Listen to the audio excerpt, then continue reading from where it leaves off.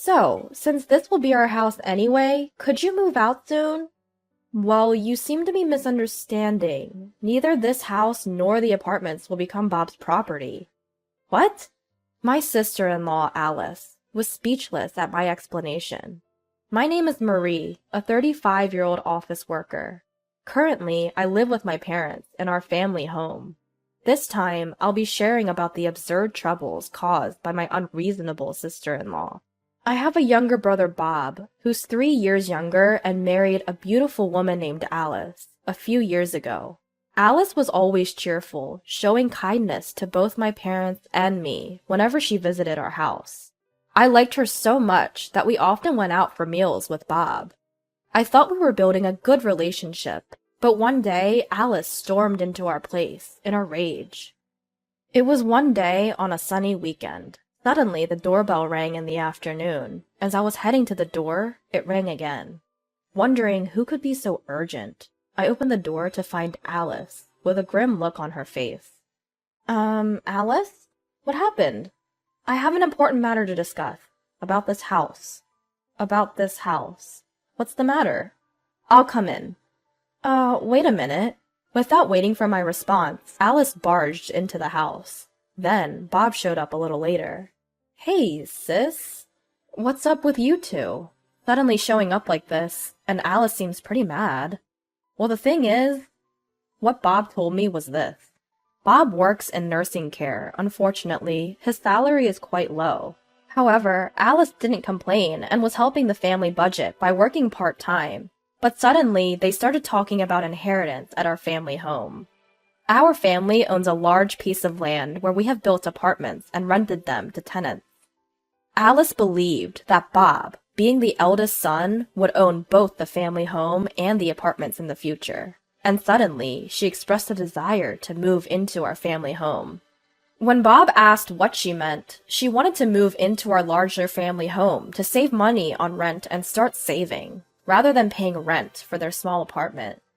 Bob tried to curb Alice's runaway idea, saying, "We don't even have children yet, so I'm not sure if we should move into our family home. And my sister lives there too." But Alice declared, "Then I'll go talk to your sister directly," and planned to storm into our family home. It's a rather greedy way of thinking, but maybe women become this way when they think about starting a family and having children after marriage. But it's strange that she'd suddenly say she wants to live in our family home. Well, let's just talk this out inside for now.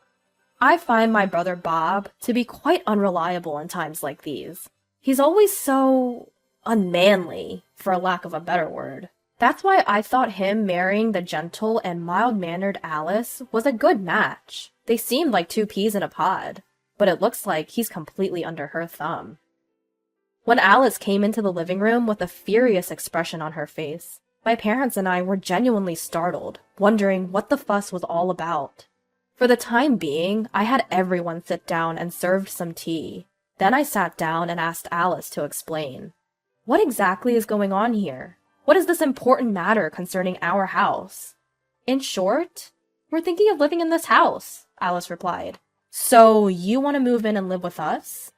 Alice shook her head, saying, "No, that's not it. Wouldn't it be awkward for all of us? You in-laws run the apartment next door, right?" Yeah. We would like for Marie and in-laws to move into one of those apartments, and we would like to live here." What? At that, my parents and I collectively gasped. Glancing at Bob, I saw he could only manage a wry smile. "If you move into the apartments you own, you wouldn't have to pay rent, right?" "Well, yeah, we wouldn't need to pay rent, but why do we have to move?" "This house is a bit too large for your parents to live in, isn't it? With the gathering and cleaning, things are going to get tough, and the stairs to the second floor are quite steep. A fall could lead to a serious injury. Bob, you feel the same way, don't you?" Well, yeah." I was astounded. So essentially, they want to kick us all out just so they can live in this spacious house? My parents seemed too stunned to speak. "Well, there aren't any vacancies in the apartment right now, so we can't move," I replied. "Oh, really? Then which apartment's lease ends first? You could create a vacancy by choosing not to renew it, right?" "Alice, what are you talking about? Why do we have to move into the apartment?" I've already explained that that's something we can think about if we get old and need nursing care. Right now, we're all fine. We don't feel like the house is too big, and my parents plan to spend their golden years in this house. Alice sighed deeply at this. I didn't want to be so blunt, but your point was blunt from the get-go. It can't be helped. After all, Bob is the eldest son. That means eventually, this house and the apartment will be his. If we have kids in the future, we'll need a larger house. Wouldn't it be better to start living here sooner and get used to it? Wait, kids? Are you guys planning on having kids? No, I mean, if we have kids. What a forceful argument. She's saying we should hand over our house on the assumption that they might have kids one day. So, since it'll be our house anyway, couldn't you move out any sooner? I turned to my brother. Did you discuss this? Bob could only shrug and smile wryly. So, Alice had been so pushy all along, huh? I think there's some misunderstanding. This house and the apartment will not be Bob's. What? What do you mean? I'll explain. This house and that apartment are both under my name, Marie, so Bob can't inherit them. What? No way. On hearing my explanation, my sister-in-law was at a loss for words. Why? I mean, usually the eldest son inherits everything, doesn't he?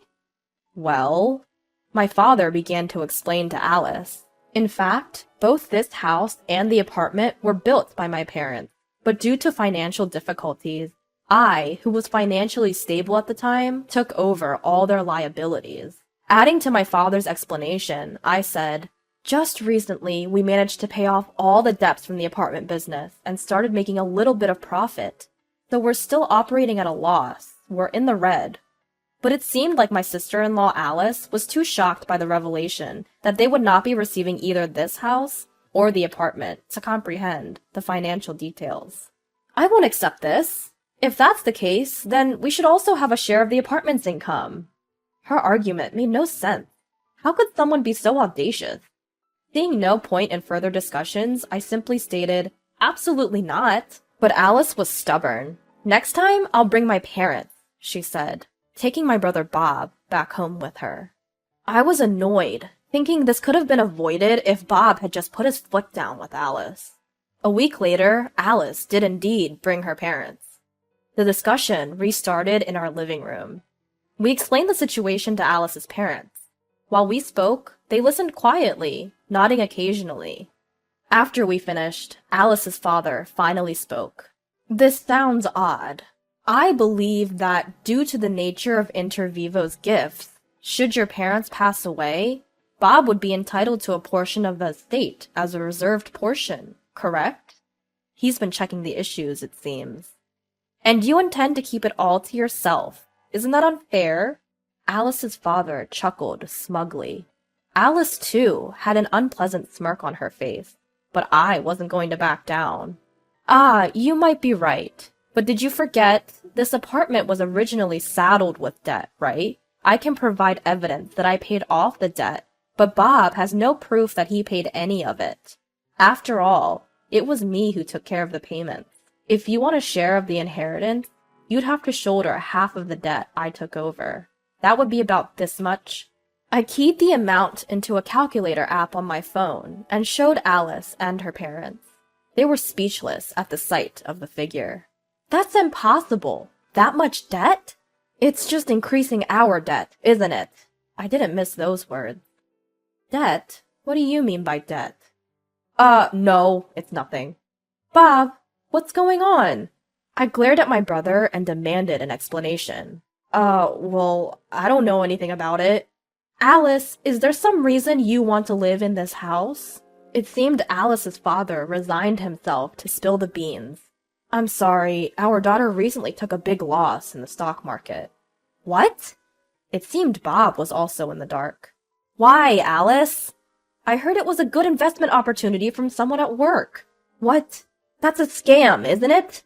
Shut up. It's your fault for not earning enough. What? So you wanted to seize our house and use the money you'd save on rent to pay off your debt? What's wrong with that? We had no other option. I was appalled. She should have talked to us about it in the first place. The audacity of trying to steal our house using such underhanded tactics. I won't tolerate it. There's nothing more to discuss. Please leave. But wait, I'm really in trouble. I confessed. So please help. Huh? Don't be so soft. I too took over a debt from my parents, but I paid it all back. Let me tell you, it's not okay to keep working part-time when you don't have kids. You're still young. Work full-time. Don't complain about Bob not earning enough when you only want to work part-time because it's comfortable. And Bob, stand up for yourself. That's why she gets to say whatever she wants. I was furious, causing both Bob and Alice to fall silent. Anyway, your debt is your responsibility, so you and Bob figure out how to repay it, and get out of here, immediately. Ah!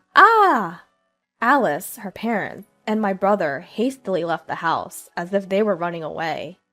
Later, I received a call from Alice's parents. They apologized profusely, saying they were truly sorry. My words had apparently struck a chord, and they had decided not to help Alice and Bob, regardless of how much they asked for assistance.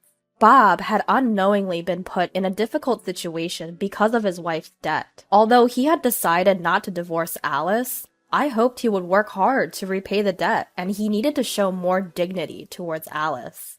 I knew that sooner or later, the two of them would come asking for help again, but we were resolved to not offer assistance. I sincerely hope this situation will force both my brother and Alice to reassess their actions.